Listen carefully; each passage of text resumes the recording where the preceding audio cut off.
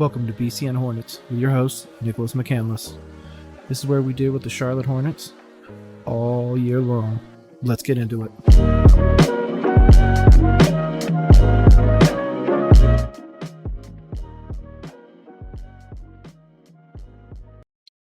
Okay, I'm just going to get into it because I'm going to be the Hornets fan that says it. A lot of people are going to tell me, oh man, you're not a true Hornets fan, you're not this, you're not that, but here we go. The Hornets' biggest problem is we keep investing in guards while not investing in size. Now, that's obviously shown with last year. Literally, our top three scorers were a point guard, shooting guard, and shooting guard, averaging all over 20, don't get me wrong. Not bad. We didn't have a single center average 10 rebounds. Now, I understand not every team has that. Those are losing teams. You need to be able to rebound the ball, and our rebounds, it just wasn't good enough. It's never going to be good enough until we start getting real size. Last year, we had Plumlee, Nick Richards. I actually really like Nick Richards, but really needs to develop. But I'm really excited for his development. I like Book Knight, however you want to call it. I like JT Thor, Kai Jones, Kobe Simmons, Xavier Sneed, Cody Martin. I liked all of our things last year. Even dude whose name I can't even say. I just call him Sv. He was good. Averaged 10 points. That's a great start. But there's some people that got to go. Obviously, PJ Washington, of course, is most likely on the way out. Gordon Hayward obviously should have been on the way out years ago. I love Oubre. I've loved him for a real long time, and Terry Rozier is good. But if Terry Rozier is your two, we're not getting far. So we do have some better ones this year, like, for example, Brandon Miller. Recently, in fact, Brandon Miller was talked about by LaMelo Ball, talking about his fit in Charlotte. I'm going to read a direct quote from him. Having him is definitely great. It's like having a little brother. I think he's a great player, too. He's 6'9", he can handle the ball, can move, and so I feel like he's going to fit in perfect. It'll be a great match. I agree with him. The article continues on to discuss Alabama's tenure at Miller's tenure at Alabama, averaging 18.8 points, 8.2 rebounds, 2.1 assists per game, shooting 43 from the field, 38 from three. Now, that's a damn good, too. So, I think that was the right pick. A lot of people are going to say Scoot. Scoot can scoot his way up out of my team or out of anybody's thought process. If you're a real Hornets fan, Scoot's not the solution. He's just not. I just don't see it. So, going into those things that I said, we've got a lot of opportunities in front of us is obviously number one is Brandon Miller. 2, Mark Williams. 3, Nick Smith Jr. Nick Smith Jr. is probably closer to a 2 for me, but I'm going to put Mark Williams ahead of him right now. Like, he has the opportunity to be amazing. Like, he is a true interior big, so he's going to give us a little bit of a better opportunity down low. I mean, his per 36 minutes stat line this last season was 16.8 points, 13.2 rebounds, and 2 blocks. That's a starting center. That's a paid starting center. So we really need to start developing the bigger talent. I understand LaMelo's big and everything like that, but he doesn't play big. So I think that's what we're really lacking right now. Now, obviously, contract-wise, we have a lot to be desired. I'm actually going to pull it up right now just so I don't mess up our payroll because I'm really bad about that. So this year, 23-24 season, Hayward will be making 31.5. No longer has anything left on his contract. So if that's the case, we need to trade him before the trading deadline. He's 33. Go get whatever you can for him. There's 1,000,001 trades. I'll get to those in another one. But that's a big one. Terry Rozier, 29, making $23 million this year. Not bad. I think he'll do well. I just feel like Brandon Miller is going to be so much better than him so much quicker that Terry Rozier's contract is going to be a problem. Like, Terry Rozier is going to have to be the sixth man of the year, in my opinion. According to this one, we still have Cody Martin, but I could have swore we traded him. But regardless, if we didn't, and I'm just crazy right now, $7.5 million, 3-year contract. So his contract expires in 25-26. Not bad. I like it. We have Book Night or Boo Night. I'm going to call him Book Night because I think that's what most people have been calling him. 4.5 and then 6 next year. That's a team option, so we'll obviously keep him. Mark Williams, we got. Kai Jones, I like. Nick Smith, JT Thor, McCandless. Okay, now we have some other options like Miles Bridges and Nick Richards and all those. So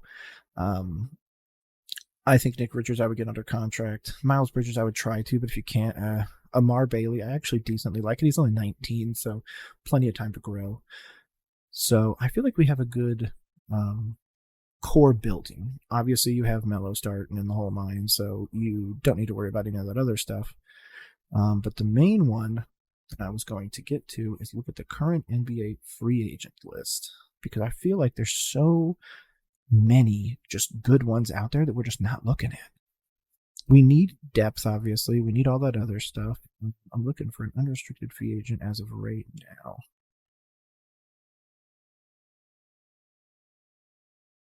Jeremy Grant got paid.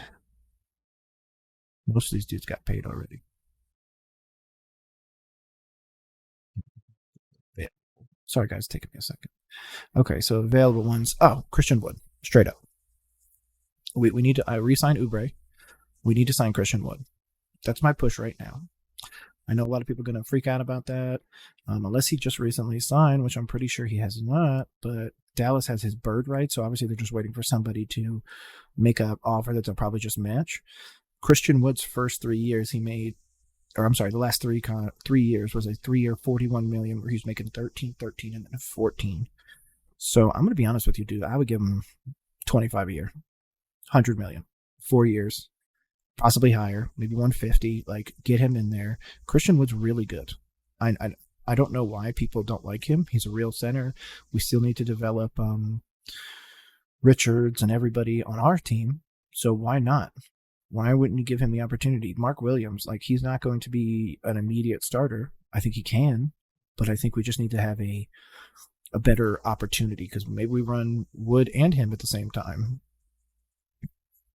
We have options, guys. We don't have to continue to be the bottom of the league.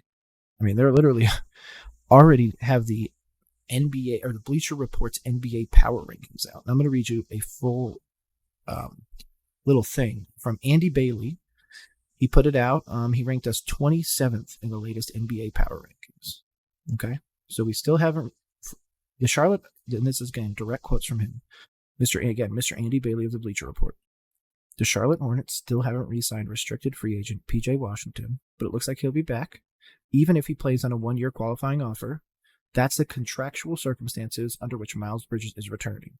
So this year's Hornets might look a little bit more like the 21-22 team. That season, Charlotte was plus 5.2 points per 100 possessions when ball played with both Washington and Bridges. This group now boasts some upside in the form of Brandon Miller's outside shooting and Mark Williams' rim protection. The first things I talked about. 2 players that are going to do something, I hope. Come on, guys. You guys, come on. Anyways, back to what he was saying. If everyone lives up to the potential, this group could even compete for a play-in spot. And that feels like if everything breaks right scenario. The downside includes Ball and Gordon struggling to stay healthy, Terry Rozier taking a ton of shots at below average efficiency, Bridges and Washington coloring outside the lines in contract years, and in that scenario, Charlotte might wind up with another high lottery pick. Now, I'm obviously genuinely concerned about that. Like, for real. I don't know how you're not. We are constantly being told that we can't do it. Now, honestly, I'm going to say it. I'm so glad that we just got sold. Michael Jordan's 13-year run as majority owner of the Hornets was the worst thing possible for our franchise, besides going back to being the Bobcats. I don't understand why. I mean, I understand why. Jordan was from North Carolina, big in the NBA, all that other stuff. So I understand why they gave it to him. And in 2010, he paid $275 million, and now he's going to sell it for $3 billion. And not only that, over his tenure, how many great guards have we had where we destroyed their careers? Kemba. Kemba's the main one. I wanted Kemba to leave a year or so before he left, because I felt like we were just destroying his career. We're just, hey man, come here and take a bunch of shots. Yeah, you'll score 27 a night and be, an all-star every once in a while, but never going to do anything in the playoffs. That's why we kept getting new top tier picks, because it was just always about guard play, guard play. That's not the game anymore. And not only that, unfortunately, our guards aren't Steph Curry and Klay Thompson where they could carry us to everything. Because then I think Oubre would be great as a small center, essentially, running the true small ball. But I just don't know. We need to work everything that we need to do moving forwards. Need to be working through LaMelo Ball as the point guard, Brandon Miller as the 2 or the 6 man, and more. This has been Nick with BCN Hornets. Come check us out on Spotify and all other socials. Have a great day, guys. Go Hornets.